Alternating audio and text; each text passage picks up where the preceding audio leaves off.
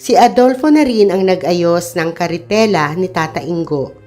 Ito na rin ang nagbigay ng makakain at maiinom sa kabayo. Hindi pumayag ang mag-asawa na hindi makasalo sa tanghalian ang binata. Habang nagluluto si Rosana, hinihilot naman ni Nana Sela ang napilay na balikat ni Tata Ingo. Sa pagitan ng panggagamot ng ale, ay nakikipagkwentuhan na rin sa binata. Wala pa ring kibo si Rosana. Pasulyap-sulyap lang sa itinuturing na magulang at kay Adolfo na masayang nakikipagbiruan sa mga ito. Iniisip pa rin kung saan ba nakita ang binata, kung bakit pamilyar ang mukha nito sa kanya.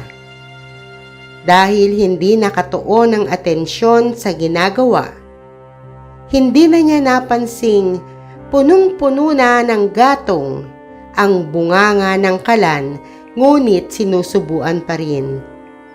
Umahon ang makapal na usok mula sa kawaling nakasalang. Humalo sa hangin ang amoy ng nasusunog na mantika. Noon lang tila nahimasmasan. Nagagahol niyang inalis ang ilang kahoy sa bunganga ng kalan. Dahil sa pagmamadali, nadikit ang kamay niya sa nagbabagang parilya. Naigtad siya kasabay ng mahinang pagdaing. Ngunit lalo siyang nagitla nang nakalapit agad si Adolfo. Hinawakan ang braso niya, sabay hila patungo sa timbang may lamang tubig at inilublob doon ang napaso niyang kamay. Halos hindi siya makahinga sa bilis ng tibok ng puso niya. Nakatingin ito sa timba kaya malaya niyang napagmamasdan ang mukha nito. Kaya nang mag-angat ito ng tingin, nahuli nitong nakatingin siya. Nag-init ang magkabila niyang pisngi dahil sa hiya. Matapos lagyan ng halamang gamot ang napasong balat, ipinagpatuloy na niya ang pagluluto.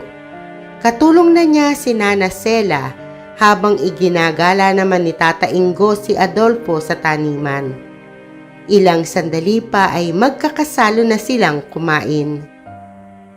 Doon nagsimula ang madalas na pagbisita ni Adolfo sa kanila.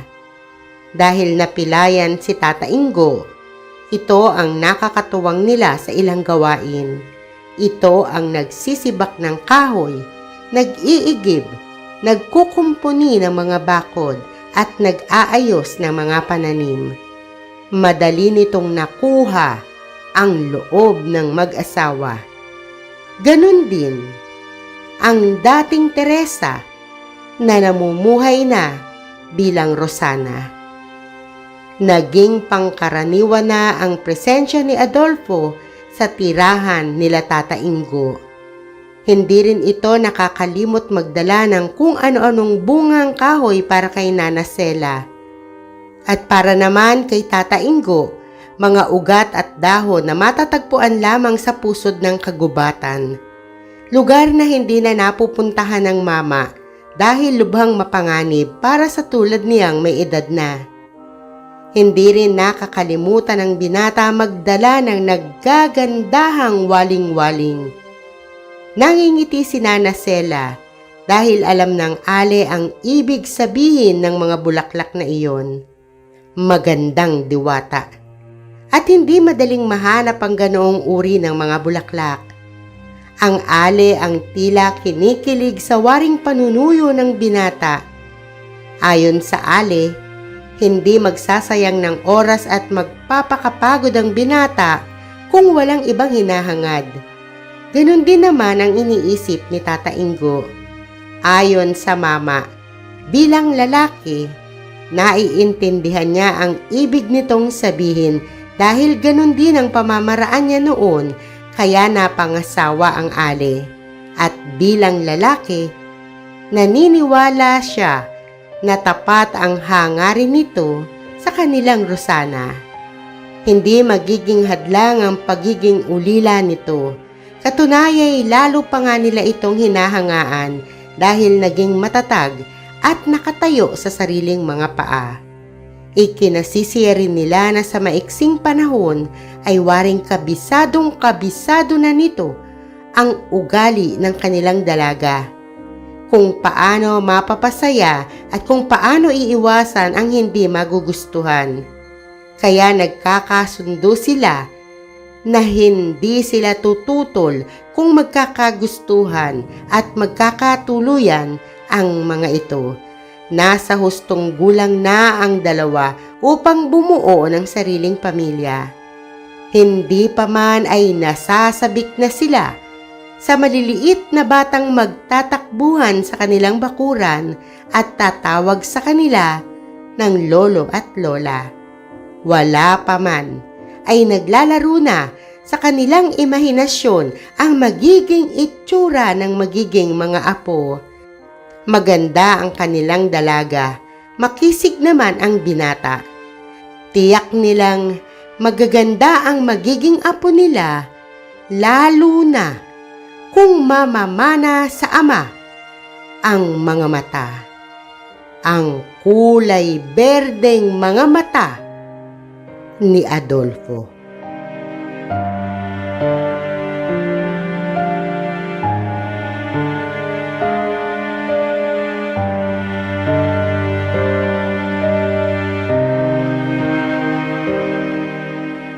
Nakasanayan na ng mag-anak ang pagdalaw ni Adolfo, kaya nang mag-iisang linggo nang hindi napapasyal ang binata, ay nabalisa na si Rosana. Nag-alalang baka may kung anong masamang nangyari o baka ito ay may sakit. Huwag kang masyadong mag-alala, anak. Baka abala lang si Adolfo. Baka may mahalagang inaasikaso na hindi dapat maantala o ipagpaliban. Winika ni Nana Sela upang palubagin ang loob ng dalagang nakadungaw sa bintana at nakatanaw sa kawalan. Huwag kang mag-alala, anak. Bukas, pupunta ako sa duluhan para kumustahin siya. Sabad naman ni Tata Ingo. Mabilis ang naging pagpihit ni Rosana paharap sa mama. Alam niyo po ba kung saan doon ang bahay niya? Nabanggit niya naman sa akin noon kung saan. Madali na lang ang maghanap. Siguro naman walang mga paa ang bahay niya. Hindi naglalakad para hindi ko maabutan. Tata naman tignan mo ang matandang ito, puro kalokohan. Kunwaring nagagalit na sabi ni Nana Sela. Biro lang. Gusto ko lang patawanin ang anak natin. Tignan mo, tumahaba na ang nguso. Tuluyan ang natawa si Rosana. Nangingiti namang napahawak sa braso ni Tata Ingo ang may bahay. Waring pinasasalamatan. O siya, matulog na tayo upang makapagpahinga. Maaga akong lalakad bukas. Tata, pwede po ba akong sumama? Sasama na rin ako. Baka kailangan ni Adolfo ng manghihilot.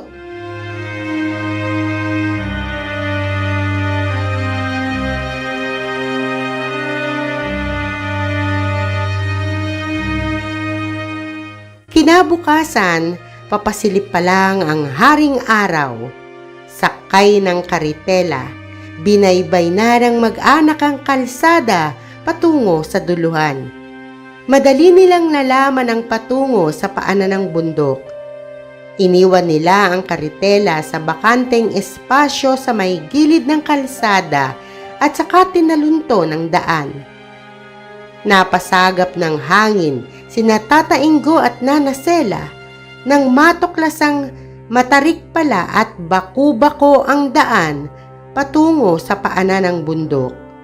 Matataas ang mga damo, mga halamang ligaw sa magkabilang gilid at malalago ang dahon sa mga sanga ng mga punong kahoy. Hindi nila naiwasang mag-alala para kay Adolfo na inaabot ng gabi sa kanila. Pakiwari nila'y mapanganib ang dinaraanan lalo na kapag madilim. At lalong hindi nila naiwasang maisip na baka may nangyari nga ditong masama ng gabihin sa pag-uwi. lalong lumaki ang paghanga nila sa binata sa isiping napagtsatsagaan nitong bagtasin ng pabalik-balik ang daang iyon, makarating lang sa kanila. Makita lang si Rosana.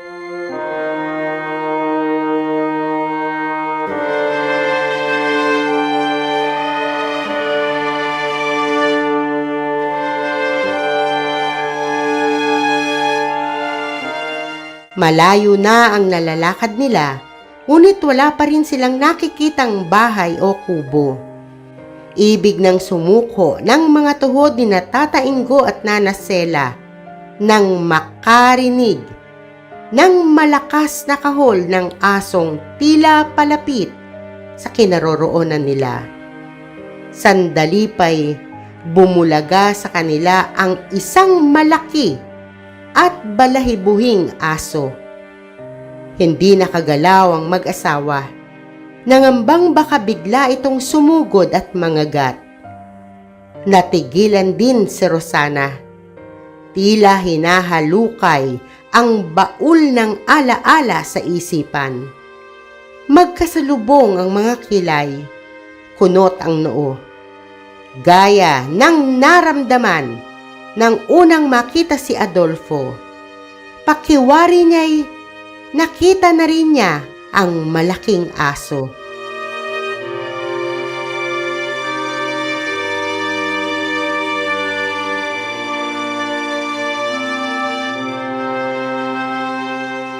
Habang nakatitig sa mga mata nito, unti-unting sumungaw ang ngiti sa kanyang bibig. Kasabay ng paghagod ng tingin sa kabuuan ng malaking aso, nakalarawan sa mga mata ang paghanga, ang kagustuhang mahaplos ang makapal nitong balahibong mistulang isinasayaw ng malakas na hangin. Pakiwari niya'y napakalambot ng mga iyon. Nakangiti pa rin siya nang ibalik ang tingin sa mga mata nito. Napapikit siya na waring nasilaw nang may kumislap na liwanag sa kanyang balintataw. Kinusot niya ang mga mata, idinilat. Hinintay luminaw ang nanlabong paningin. Muling nangunot ang kanyang noo habang pinipilit alalahanin kung saan nakita ang malaking asong kulay asul ang mga mata.